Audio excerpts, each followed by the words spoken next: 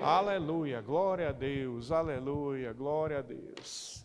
Estou muito feliz, muito contente, amém. Glória a Deus, aleluia, glória a Deus. Só estou um pouquinho assim triste, um pouquinho de nada, porque não está todo mundo aqui, né? Ô Jesus, eu queria ver o dia que está todo mundo da igreja no culto de domingo. Deus do céu, a gente vai lotar isso aqui, vai ter que botar uma... Mas glória a Deus, porque vocês estão aqui. Se você veio, é para você. Diga, a palavra de hoje é para mim. Amém. A palavra é para nós que estamos aqui e Jesus Cristo é o mesmo. Estou muito contente, estou muito feliz. Aliás, isso deveria ser normal para você, para mim, todos os dias, né?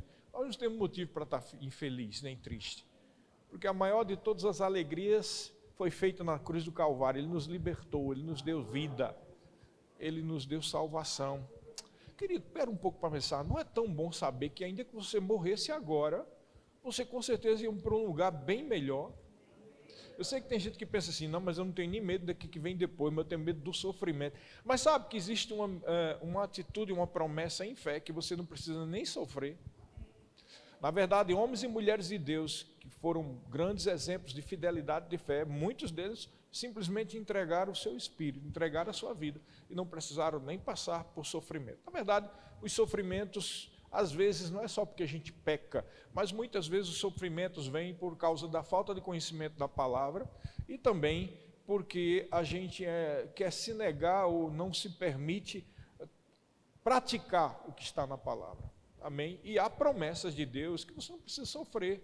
Então, nem mesmo o sofrimento para poder morrer você precisa. Amém, querido? Não é bom você saber disso, que há uma medida de fé que você pode alcançar, em que você não só vai para o céu, mas você não precisa nem sofrer?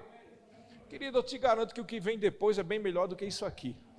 Mas a gente pode viver aqui uma vida em plenitude de vida, amém? Em vida e abundante, como Jesus disse. Até porque o nosso papel aqui é para honrar, adorar, louvar a Jesus e exaltar o seu santo nome. E a gente não consegue exaltar Ele e mostrar que Ele realmente está vivo se a gente vive uma vida miserável.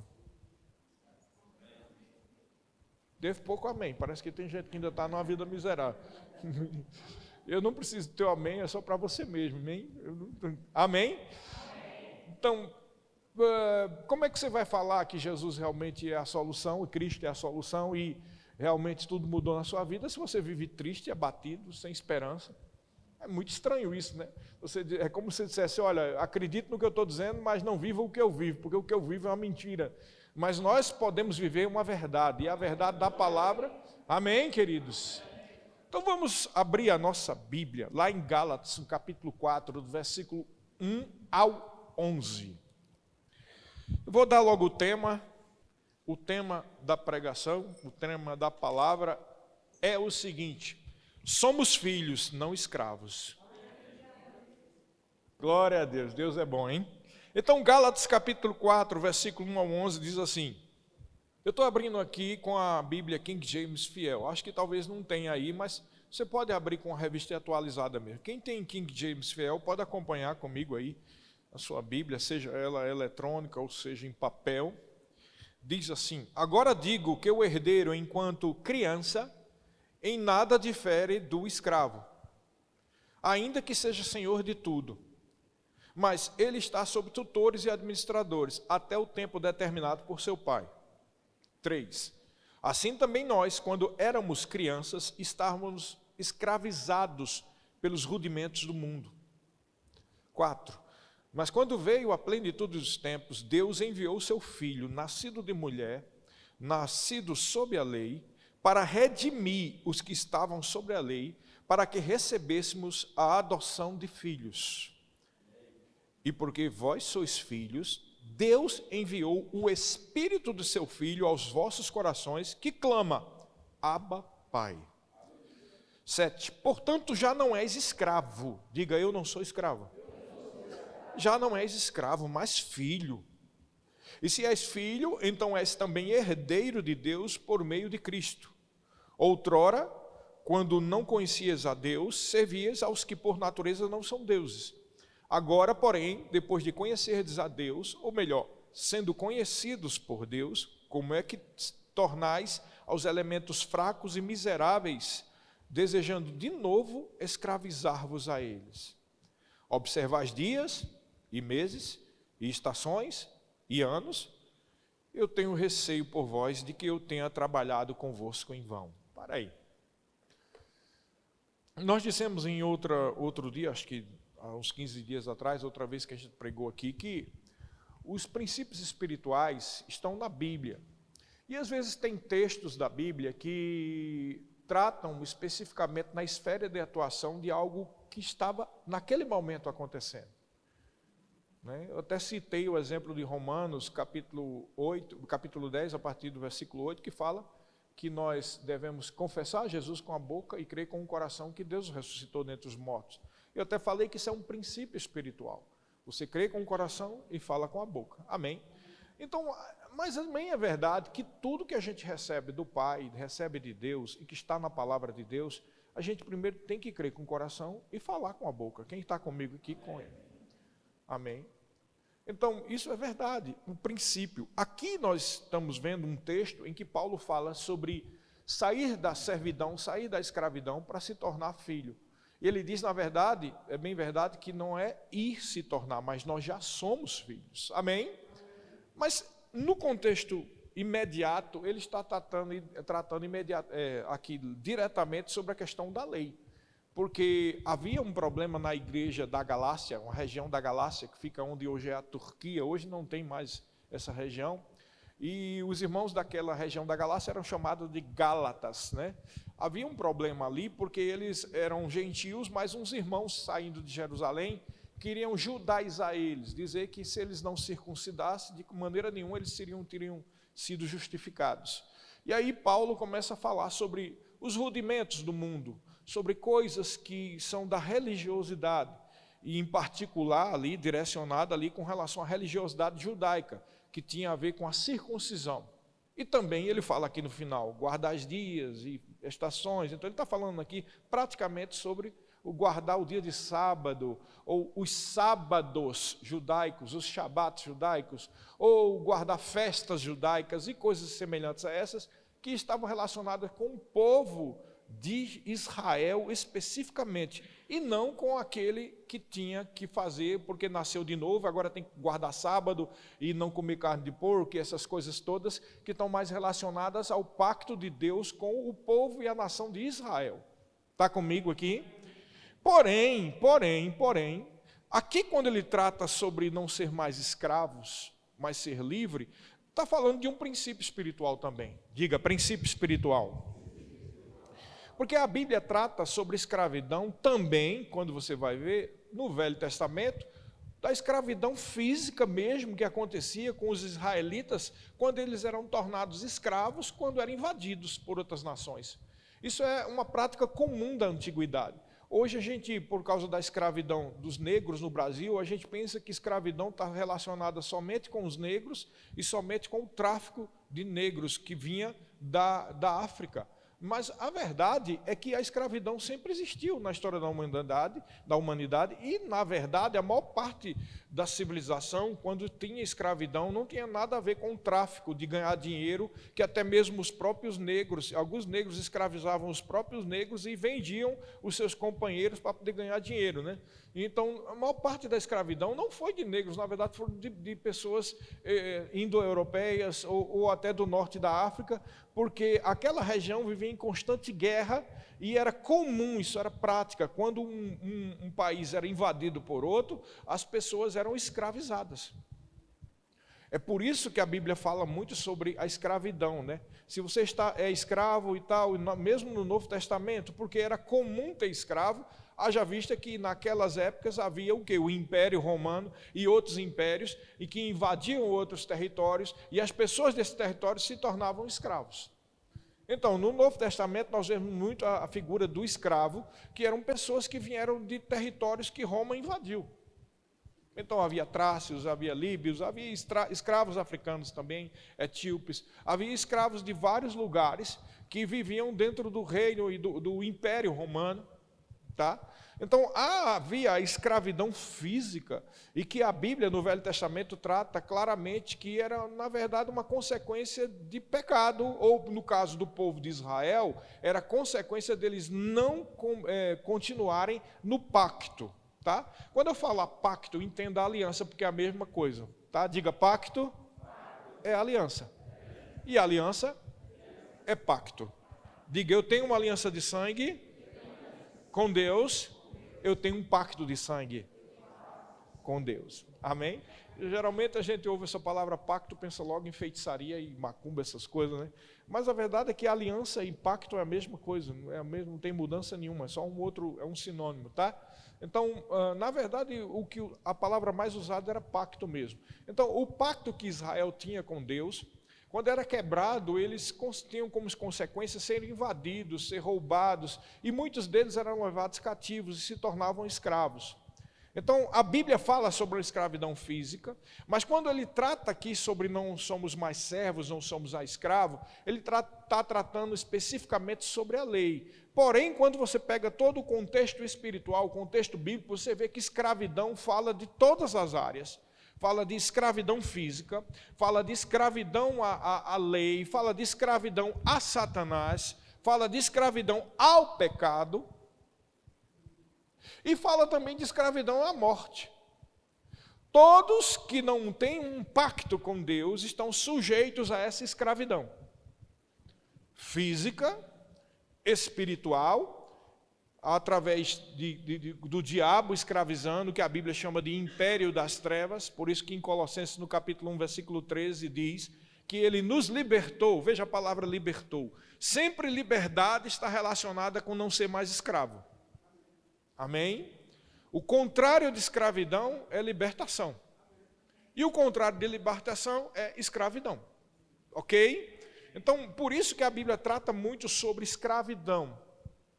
Então, quando Paulo está falando aqui, dizendo que nós não somos mais escravos, porque a ideia que ele traz aqui é do filho, né? Lembra que no começo, no versículo 1 diz, agora digo que o herdeiro enquanto criança em nada difere do escravo, porque o termo original no grego aí é doulos. Sabe o que era doulos? Doulos era um escravo ou um serviçal da residência.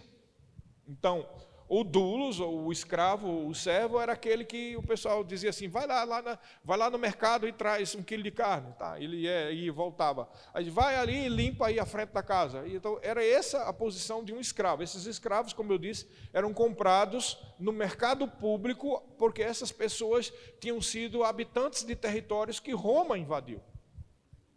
Assim também, eu não sei se você sabe, mas era assim que era a escravidão dos negros também. Na verdade, tribos de negros invadiam outras tribos, e esses que eram invadidos e perdiam a guerra, essa outra tribo vendia aos brancos. Era assim que funcionava a escravidão. Então, na prática, não eram os brancos que iam lá na África para roubar negros. Na verdade, os brancos iam lá para comprar de negros os outros negros. Só comprovando aquela prática universal que sempre existiu, que os que perdiam a guerra eram escravizados. Então veja, guarda essa informação. Quem perde a guerra é escravizado. Sempre, na história da humanidade, sempre foi assim. Quem era invadido, quem perdia a guerra, era escravizado. Sabe, quando o homem pecou e cometeu alta traição contra Deus, ele se tornou o servo de Satanás. Por quê? Porque ele perdeu a guerra. Foi exatamente isso que o diabo, Lúcifer, que era a serpente, né, o antigo dragão, ele fez. Quando ele convenceu o homem e a mulher a comer o fruto do conhecimento do bem e do mal, ele fez com que o homem perdesse, cometesse alta traição contra Deus e ao mesmo tempo se tornasse servo dele, filho dele, escravo dele. Amém? Vocês estão comigo aqui? Então, é preciso entender isso para poder a gente ir mais adiante aqui, tá?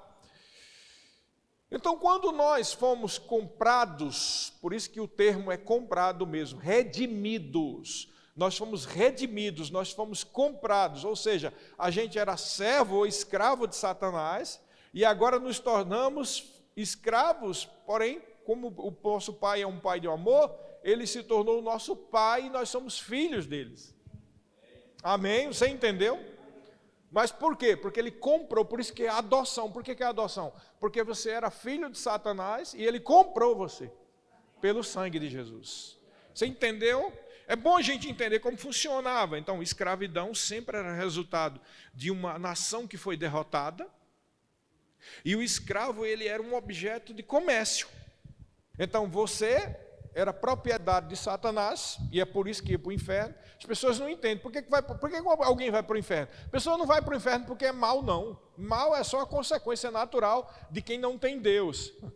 Mas a pessoa vai para o inferno porque não aceita ou não recebe o ato salvador de Jesus Cristo, que pagou o preço para resgatar a pessoa daquela situação.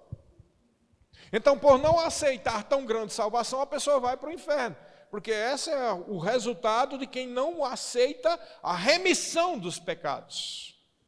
Veja que toda a Bíblia fala não só de pactos e alianças, mas fala também sobre escravos que foram comprados.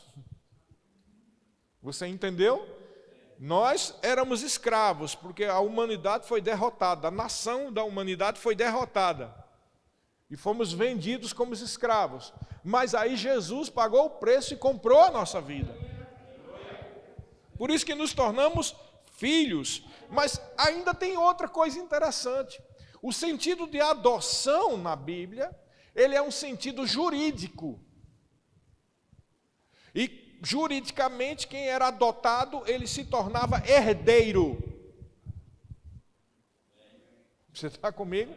Herdeiro. Por isso que a Bíblia diz que nós somos co-herdeiros com Cristo. O que é que significa? Jesus é o primogênito de muitos irmãos, ele nos comprou para fazermos parte da mesma família, ele é o primogênito, nós somos os irmãos mais novos, e ele é o herdeiro, porque ele pagou o preço, e nós somos co-herdeiros. Ou seja, o herdeiro Jesus pagou o preço, comprou tudo e colocou a gente dentro do mesmo barco.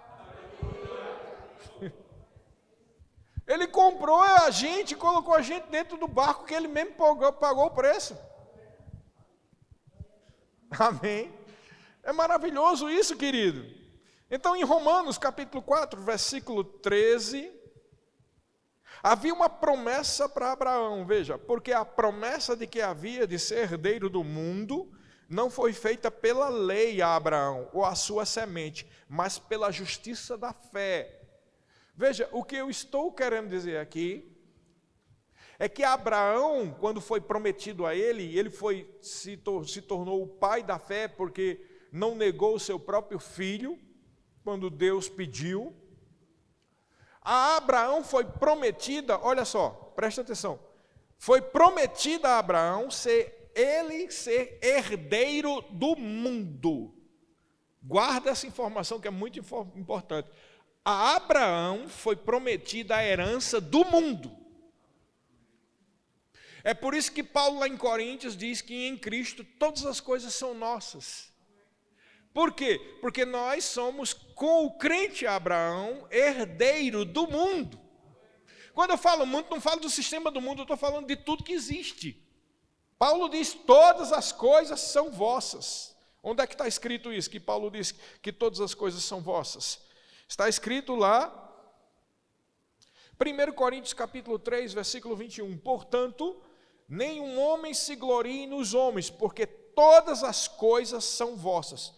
Tudo é nosso. Eu não sei se você entende a profundidade dessa expressão. Tudo é seu, tudo é tudo. Saúde é sua, bênção é sua, provisão é sua. Paulo disse, tudo é seu. O problema não está no tamanho da promessa, o problema está no tamanho da fé. Ou melhor dizendo, não no tamanho, porque só a medida de fé que Deus já deu é suficiente para mover uma montanha. Eu acho que o problema está no tipo de fé. Muita gente tem a fé natural, que é na verdade um assentimento mental, onde todos dizem amém, é verdade, tudo isso é verdade. Mas se você não vive conforme aquilo que você está dizendo que é verdade, então não é fé, é só um assentimento mental. Todos nós, todos, ninguém escapa disso, tá? Todos nós passamos em alguns momentos na nossa vida por uma provação da nossa fé. Ninguém escapa.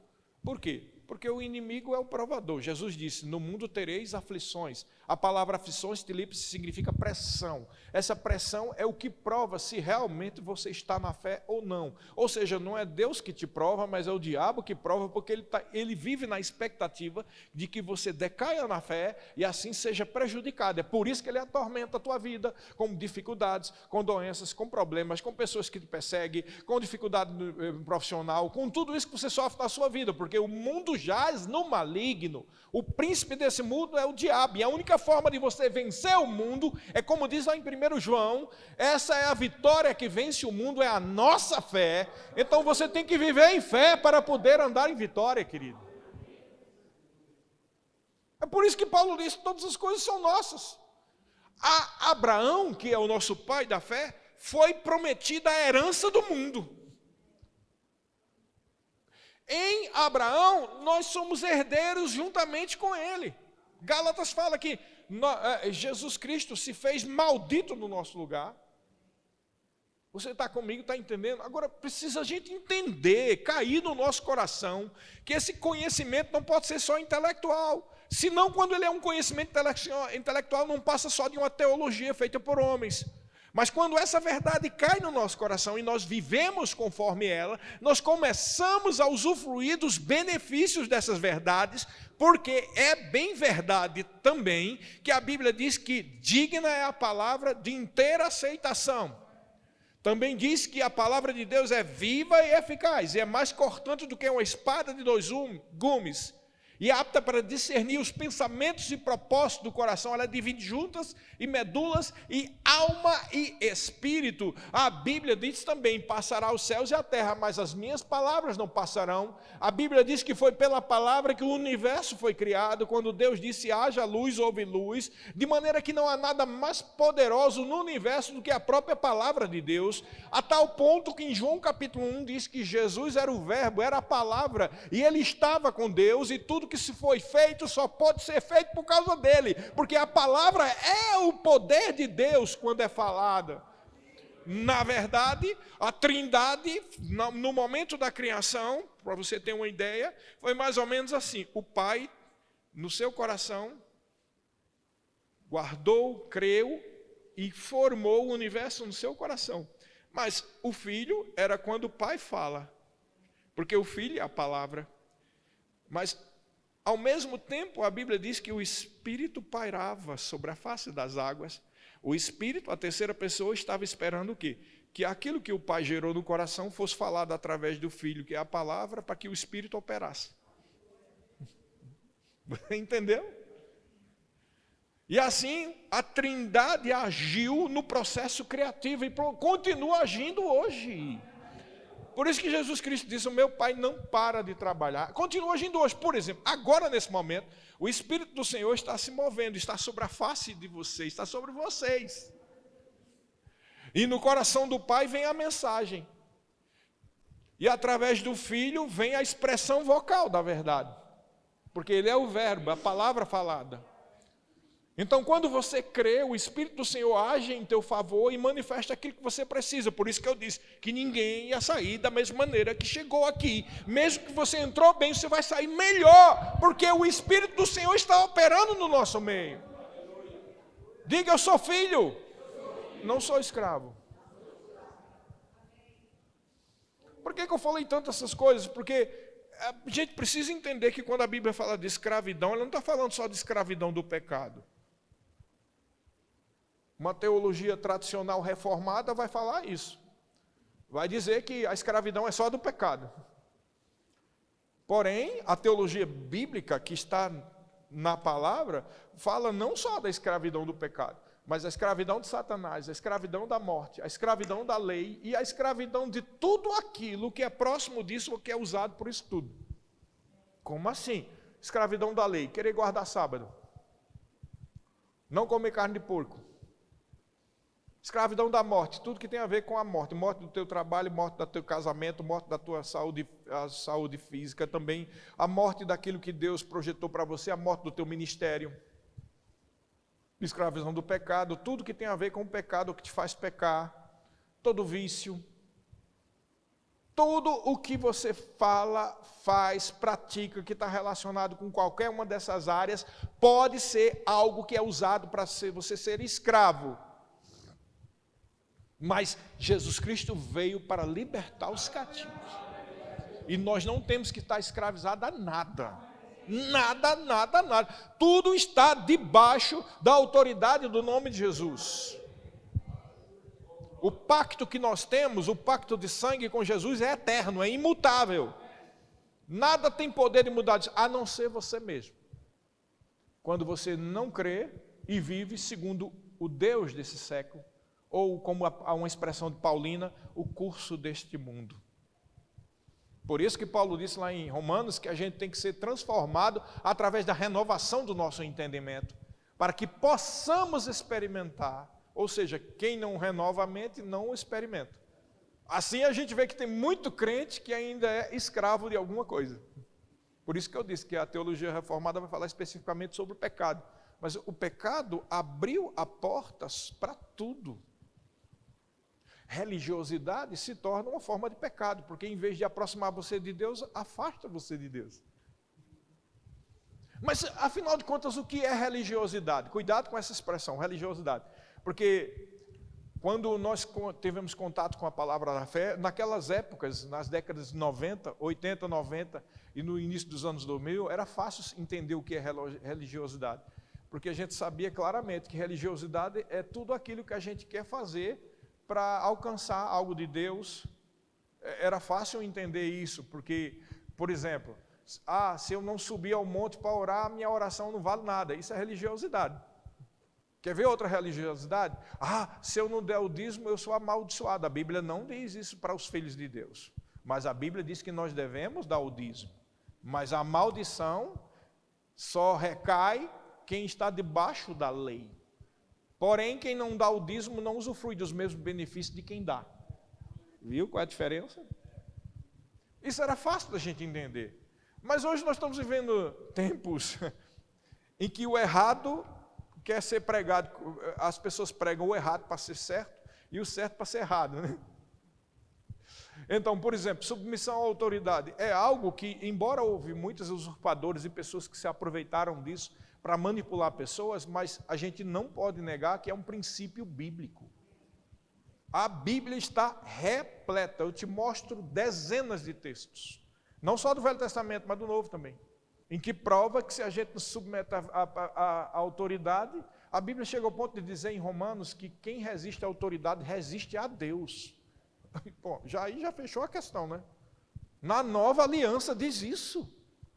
Mas tem gente que não quer submeter à autoridade e diz, isso é religiosidade. Já estão deturpando a coisa, não tem nada a ver.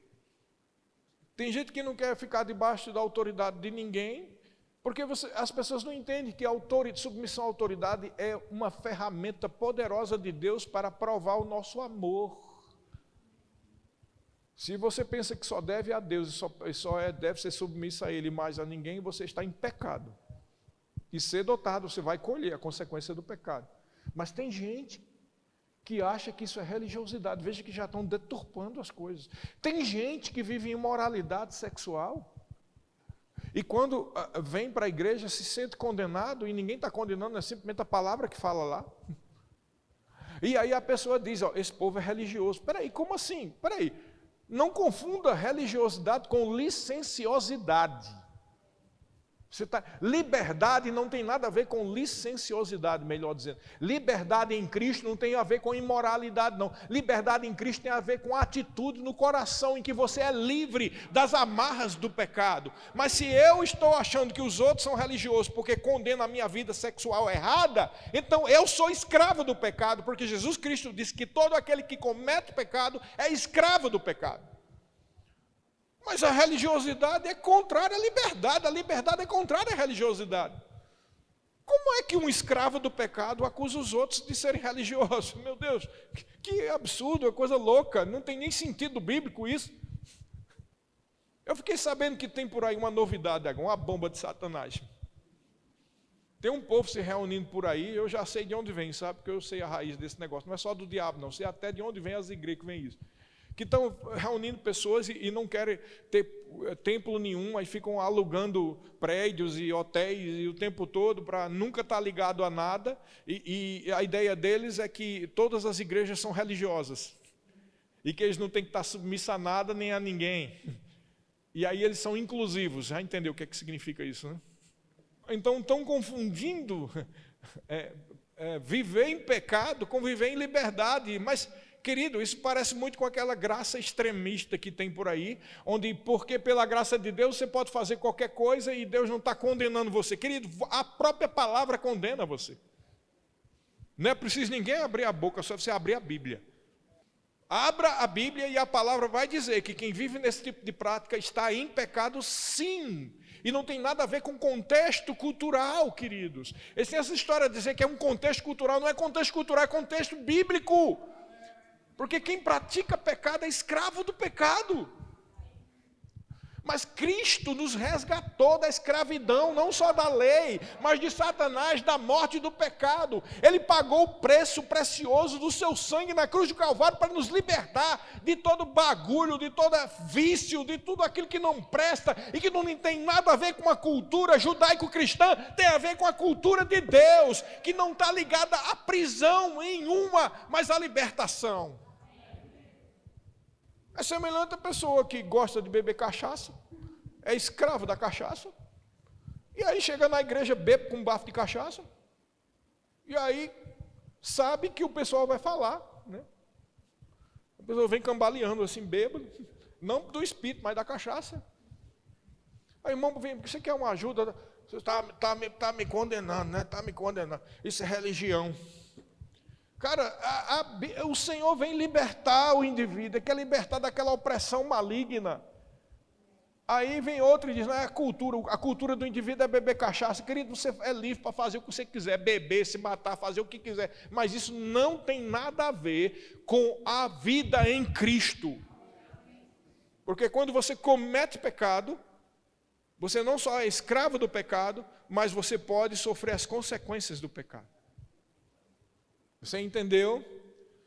Mas quem é livre não está submetido a escravidão nenhuma.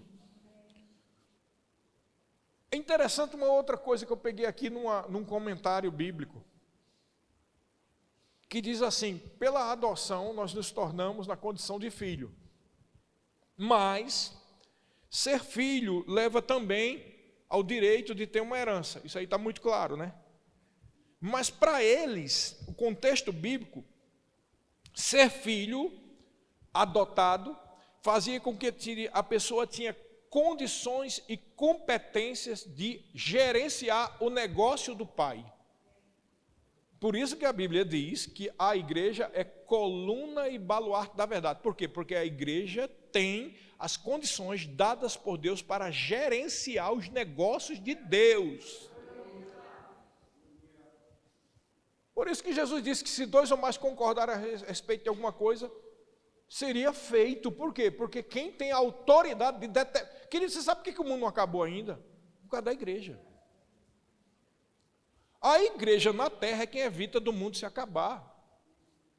E eu não estou falando nem de questão cultural, né? Eu estou falando espiritualmente, falando mesmo, espiritualmente. Tanto é verdade que a Bíblia nos mostra a respeito de que quando a igreja for arrebatada, a Bíblia diz lá em Tessalonicenses que quando aquele que detém o anticristo for retirado, o anticristo vai tomar posse aqui da terra. E aí vai inaugurar os 7 anos de tribulação. A Bíblia até diz que fala dos cavalos, cavaleiros em cima de cavalo, cavalo branco, cavalo amarelo, cavalo preto. Alguém já leu isso? Lá em Apocalipse capítulo 6, e o primeiro cavalo é um cavaleiro sentado sobre um cavalo branco. Branco fala de paz, mas a gente sabe que aquele cavaleiro sentado no cavalo branco é o anticristo.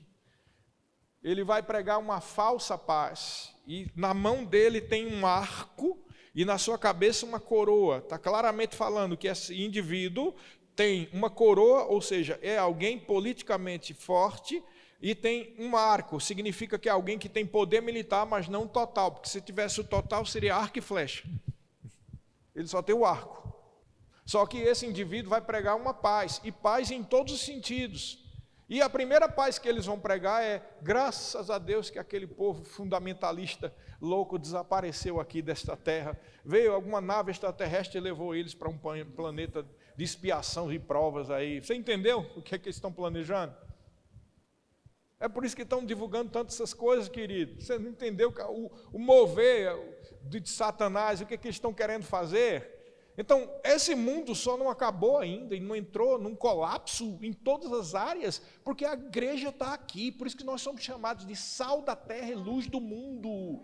Não está falando só sobre evangelismo, está falando que a igreja é a luz que ilumina no meio das trevas e que a igreja é o sal, que salga para não apodrecer essa terra. Essa terra, quando a igreja for retirada, tira o sal e tira a luz. Ela entra em trevas e entra em decomposição. Quem é do mundo não tem a menor ideia de que é isso. Pensa que isso é um exagero, mas a Bíblia fala disso. A Bíblia fala que nós somos coluna e baluarte da verdade. A igreja não tem uma verdade, a igreja tem a verdade. E quando eu falo a igreja, não estou falando sobre uma placa, uma instituição. Estou falando sobre o grupo de cristãos, o corpo de Cristo. Você faz parte disso tudo. Ora, veja que coisa interessante. Nós somos co-herdeiros com Cristo, mas nós somos herdeiros com Abraão. E a Abraão foi prometido o mundo inteiro. Aí Paulo diz lá em Coríntios que todas as coisas são nossas. E também Paulo diz que, a Bíblia diz que nós somos coluna e baluarte da verdade, Pedro diz isso. E que nós somos luz do mundo e sal da terra. Ou seja, a igreja é muito importante. Depois de Cristo, a coisa mais importante é o corpo dele. Tanto é verdade que lá em Efésios, no capítulo 1, diz que ele tinha um nome sobre todo nome, que tem um poder, e o deu à igreja. A igreja tem todo o poder de Cristo no meio delas, querido. Por isso que não há lugar para escravidão, porque o poder de Cristo está no nosso meio. Quando a dona Bilia falou aqui do testemunho, nós dizemos, o Cristo está no nosso meio, o poder de Cristo está no nosso meio, nós estamos trabalhando em nome dEle. Há poder para expulsar demônio, há poder para curar as pessoas, há poder para determinar coisas no mundo espiritual, e o mundo espiritual vai ter que se submeter, porque não é Sérgio, nem João, nem Antônio, é o corpo de Cristo que está se movendo, gerenciando os negócios do Pai, com direito e autoridade de filho, direito jurídico, espiritual, para determinar e gerenciar as coisas de Jesus aqui nessa terra. Não temos que ter medo de nada, irmãos. Nós temos a maior autoridade do universo. Nenhum presidente, nem ninguém, nem ministro, tudo isso aí é fichinha comparado com Jesus Cristo. Todos esses poderosos que tem aí, quando estiver morrendo num leito de enfermidade, eles clamam a Deus. No instante acaba o poder, a autoridade e a riqueza, acaba tudo. Porque ninguém é maior do que o Senhor. E a igreja representa o Senhor. Cristão, muitos pastores, por não entender nada da palavra de Deus, nem entender sobre fé, vivem batendo na porta dos políticos, do vereador. Você não tem aí um saco de cimento para ajudar lá na igreja? Queridos, que isso é uma mendigância espiritual vergonhosa. Eles é quem tem que bater aqui na porta, aqui. Entendeu? Eu quero pedir aqui oração porque eu estou precisando, a minha família, é eles que têm que vir, porque não é que nós somos orgulhosos, é porque Jesus está no nosso meio, não está lá na Câmara Legislativa, nem lá na presidência do Brasil, não. Jesus está no meio da igreja. Você entendeu? É algo muito sério. A gente tem que entender. A gente falou aqui sobre os irmãos que até falamos, o Everaldo chegando, quem mais? Quem foi? A Gleide e o Wesley chegando e tal. Mas sabe que nós como cristãos, nós devemos aprender a chegar chegando em todo lugar. A Bíblia diz que todo lugar em que nós plantamos, colocamos a planta do nosso pé é território nosso. É território nosso. Eu estava lá em Aquidauana, há muitos anos atrás, uns 10, 12, 15 anos atrás. Em um determinado momento, a gente estava num prédio lá e tem um terreno de lado, né? E aí a gente começou a crer que a gente ficava com o terreno. E aí confessamos o terreno e tal. Você acredita que até hoje o terreno está lá e ninguém comprou e ninguém fez nada? Se a igreja não for lá e tomar posse, vai ficar lá. Porque foi determinado que aquele terreno era da igreja. Ninguém pode comprar aquele terreno lá. Só a igreja. Você está entendendo o peso? Não tem nada a ver com a placa da igreja, nem com eu, com o pastor. Não tem nada a ver, que tem a ver com o que Jesus Cristo determinou. Pessoal, olha, é porque a gente não mexe em casa de maribondo, né? E não abre lata de minhoca para todo mundo ficar sem entender. Mas a tal ponto é o poder e a autoridade da igreja que a Bíblia mostra que nós temos poder para perdoar pecado, nós temos poder para enviar pessoas para Satanás. Paulo diz, eu entreguei aquele indivíduo a Satanás para não ser condenado na condenação do diabo. O que significa isso? Ele entregou para Satanás matar mais rápido para a pessoa ir para o céu e não perder a salvação. Sabia que tem esse poder e autoridade na liderança da igreja? Por que a gente não mexe nesse ponto? Para não ficar o povo todo com medo, não está entendendo? Eu conheço um pastor que o indivíduo foi para cima dele, ele disse, fique cego agora. O cara ficou sem ver na hora. Igualzinho a Paulo. E o cara ficou assim sem ver, meu Deus, meu Deus. Aí ele diz, é só por um tempo, depois vai voltar. E depois de um tempo o cara voltou a ver. Você está pensando o quê? A autoridade espiritual para a igreja é grande, querido. Nós temos poder e autoridade para determinar as coisas, nós temos poder para curar. Nós temos poder para transformar, nós temos poder para libertar, e não é de nós, eu de você não, é de Cristo, Ele está no nosso meio. Temos que crer, você não é escravo de nada, você é livre, diga eu sou livre. Eu não sei o que atormentou a tua vida, mas eu sei que por 7 caminhos esses demônios vão sair. Não sei se é doença, se é depressão, tristeza, ou a tormenta que vem sobre a tua vida, se é problema de vício. Querido, isso vai sair em nome de Jesus. Eu não preciso nem fazer jejum de 7 dias aqui para mandar e sair, porque eu tenho autoridade, você tem autoridade. Querido, se isso não é verdade, todo o evangelho é falso. Se isso que eu estou dizendo é um exagero, né? Então nós vivemos uma falsidade. Como nós sabemos que não é verdade isso? Que não é falsidade, que é verdade. Então aprenda a aceitar tudo que está na Bíblia. Era essa a diferença que aquele homem, Smith Wigglesworth, tinha. Ele foi considerado o apóstolo da fé, ou seja, o que foi enviado com a mensagem da fé. Dizem que entre 13 a 21 pessoas... Existem diferenças no relato. Entre 13 e 21 pessoas foram ressuscitadas através da oração daquele homem. Agora era um homem que não negociava. Deus disse, está feito, e ia cair, pronto, não tem mais nada o que falar. Conta-se que ele pegou o cadáver de uma pessoa, não me lembro se foi um homem ou uma mulher, que estava em cima morreu, ficou na cama, e ele pegou aquele cadáver e levantou o cadáver, encostou na parede assim, e você vai ficar vivo, em nome de Jesus, em nome de Jesus. Ele só parou quando a pessoa voltou à vida, e a pessoa voltou à vida.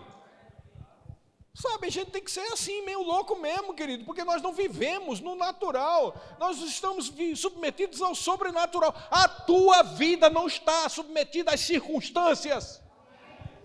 As pessoas, as circunstâncias não podem determinar o teu destino. Teu destino está escrito na palavra. Mas não foi o nosso próprio Senhor Jesus Cristo que disse: aqueles que crerem farão obras maiores do que a minha, porque eu vou para junto do Pai. Por que ele disse vou para junto do Pai? A gente tem que entender o princípio bíblico. Princípio espiritual. Ele disse, eu vou para junto do Pai, porque depois ele disse que ele precisava ir para o Pai para enviar o Consolador. No dia de Pentecostes o Espírito Santo desceu. Então é isso que ele queria dizer, eu vou para junto do Pai, aí o meu Espírito, o Espírito Santo, vai vir para auxiliar você, e vocês vão fazer as obras que eu faço, e vão fazer maiores do que eu faço.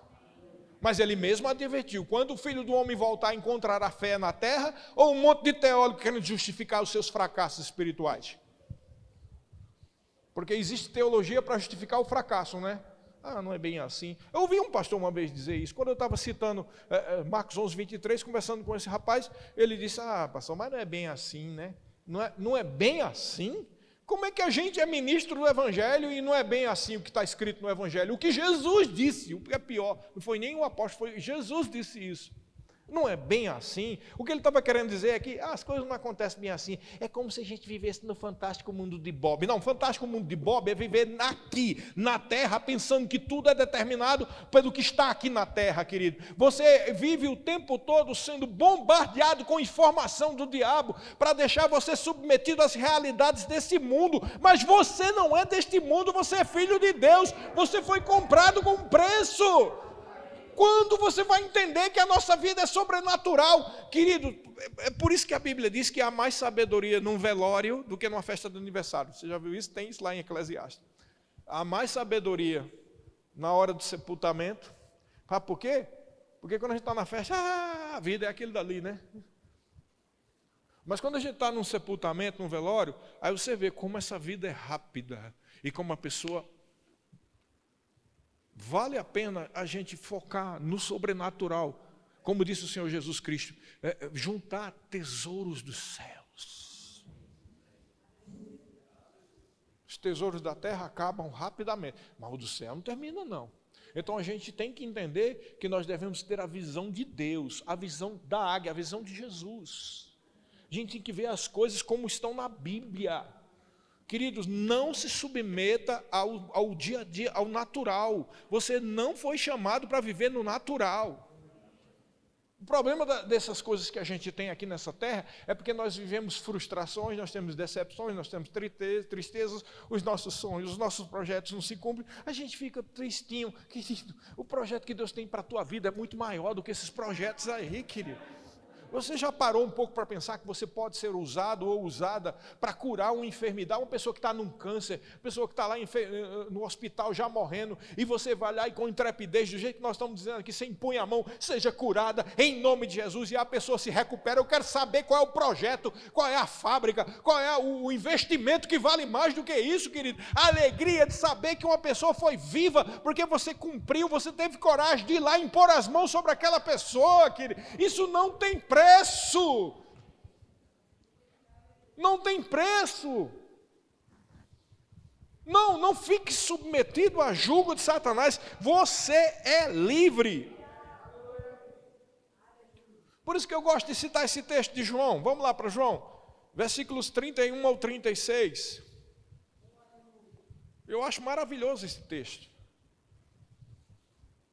João, capítulo 8, versículo 31, 36. Sabe, quando eu entrei no Verbo da Vida, em 90 eu visitei a partir de 94, mas entrei no Verbo da Vida mesmo em 96.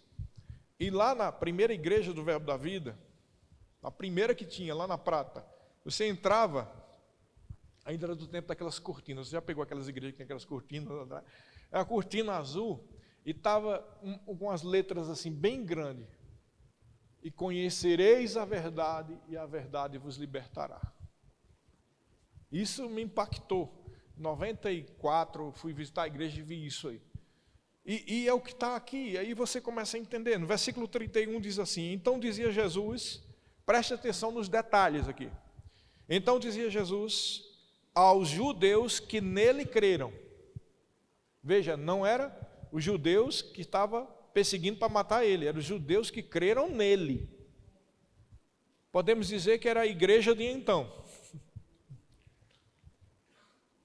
Se vós permanecerdes na minha palavra, verdadeiramente sois meus discípulos. Em outras versões diz, sereis os meus discípulos.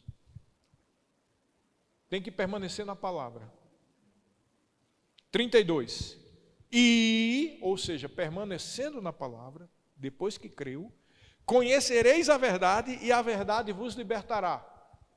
Veja, ele não está falando aqui de receber Jesus, conhecer a verdade, foi liberto. Não, ele está falando de permanecer na palavra, se torna discípulo e naquela permanência na palavra, conhece a verdade posteriormente e esta verdade liberta. Deixa eu dizer, infelizmente tem pessoas no nosso meio que já nasceu de novo, vai para o céu, mas ainda não conheceu a verdade em algum ponto na vida e ainda não foi liberto em alguma coisa. Você entendeu como é um princípio geral aqui? O indivíduo pode estar viciado em fumar cigarro, em práticas sexuais ilícitas, em fazer coisas que não é o correto, e chora todo dia, é porque ainda não conheceu de verdade a verdade. Quem dera a Deus que hoje à noite você conheça essa verdade e te liberte. E diz mais aqui, ó, versículo 33, eles responderam, nós somos semente de Abraão. Então, põe no dia de hoje, uns crentes disseram, eu sou filho de Deus, eu estou aqui na igreja, como é que você vem dizer que eu preciso de libertação? Eu nasci de novo. Veja que o contexto aqui é semente de Abraão. Veja que Jesus ainda não tinha morrido, nem tinha ressuscitado. Logo, quem era semente de Abraão era povo da aliança. Então, se você trazer para o dia de hoje, combina certinho com o crente dentro da igreja. É aliançado com Cristo, mas tem uma área na vida que ainda está preso. Todo mundo ficou em silêncio, hein? Por quê? Por que todo mundo fica em silêncio? Porque mesmo que seja uma coisinha pequena, ninguém pode jogar a pedra. Somos semente de Abraão e nunca fomos escravos de nenhum homem. Como é que você diz que sereis feitos livres? 34, respondeu Jesus, na verdade eu te digo, todo aquele que comete o pecado é servo do pecado. Você só é livre quando não vive na prática do pecado. 35. E o servo não permanece sempre na casa, mas o filho permanece para sempre. Lembra que ele disse antes? Permanecereis na minha palavra e conhecereis. Então, na prática, o que ele está falando sobre casa é permanecer na palavra. Quem é escravo não permanece na palavra. Está sempre com preguiça, nunca quer estar meditando na palavra.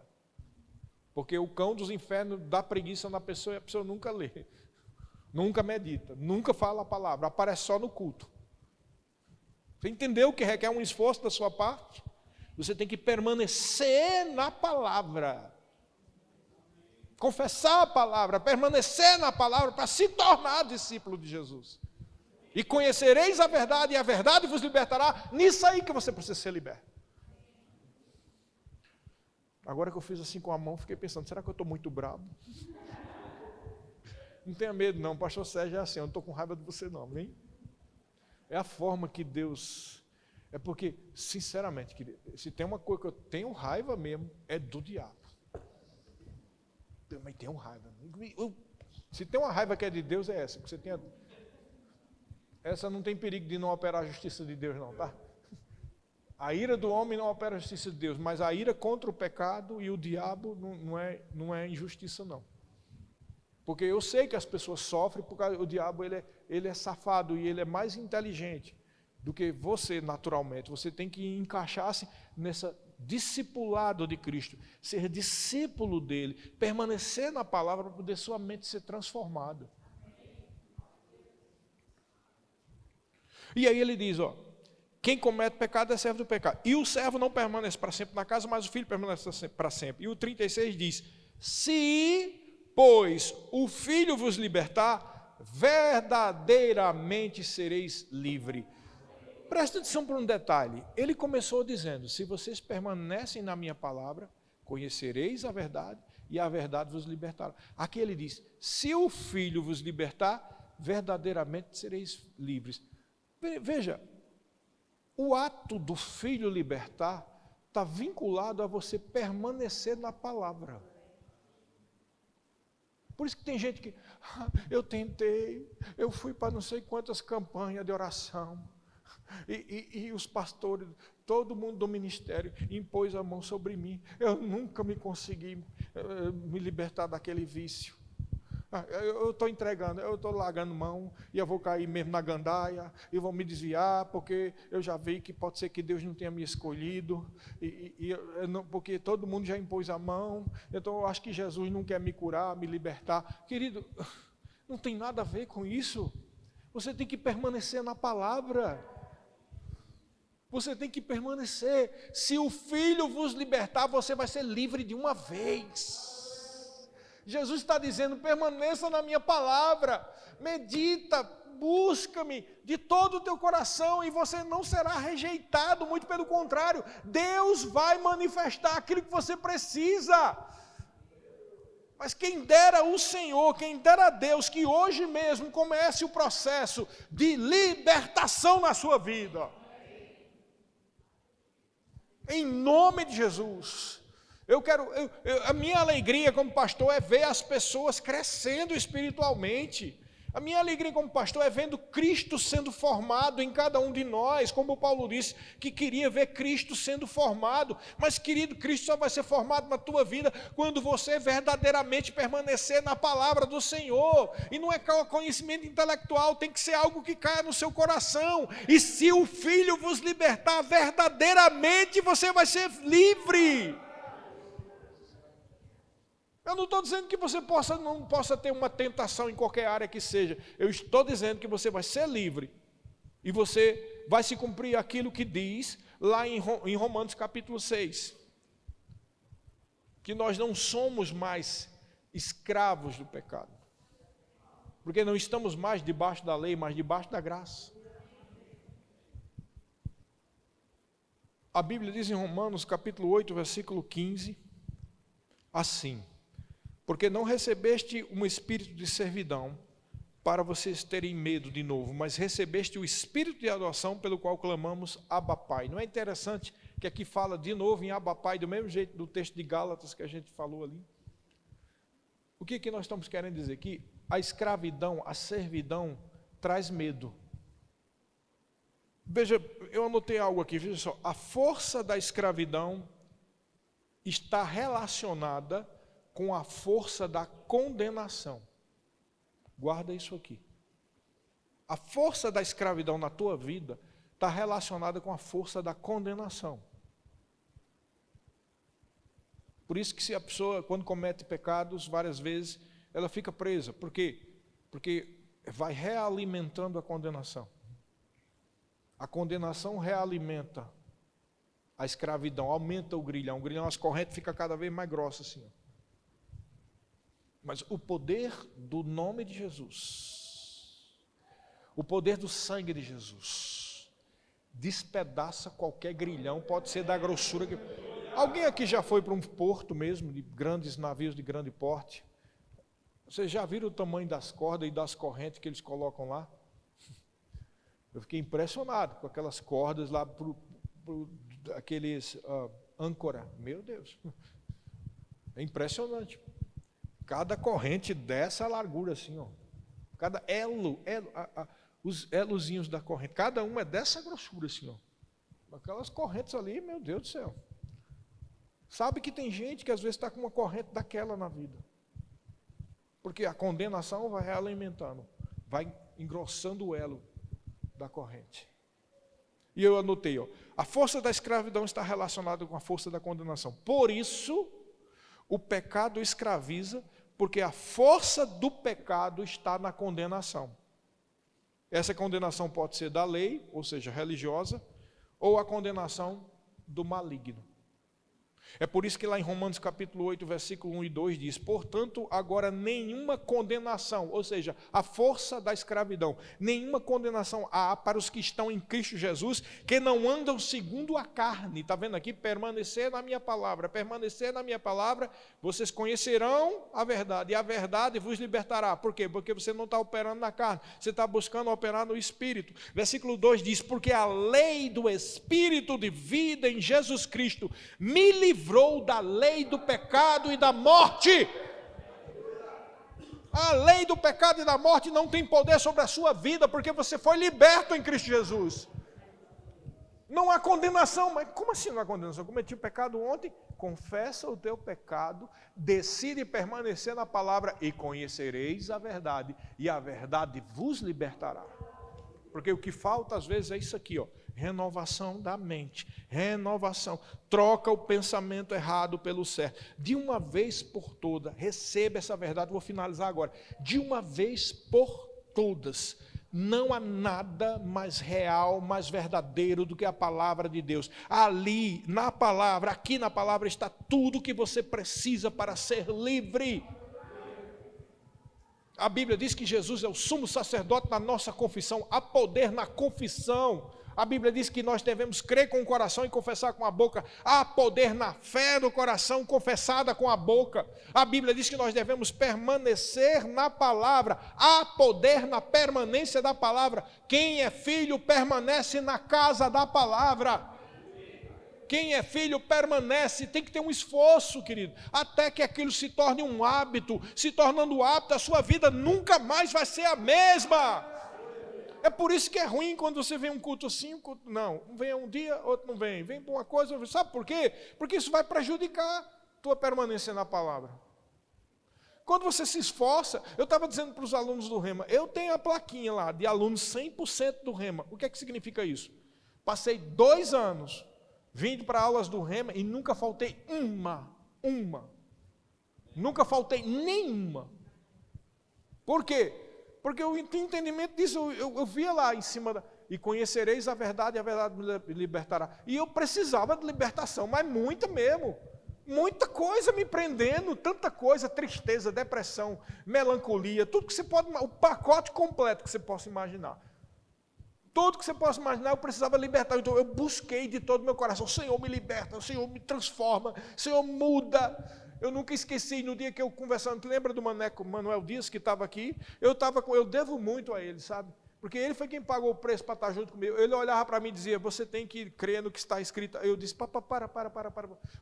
Eu acredito que a Bíblia tem a palavra de Deus, mas eu não acredito que a Bíblia é a palavra de Deus. Que homens colocaram alguma coisa, é como eu era, então, olha só.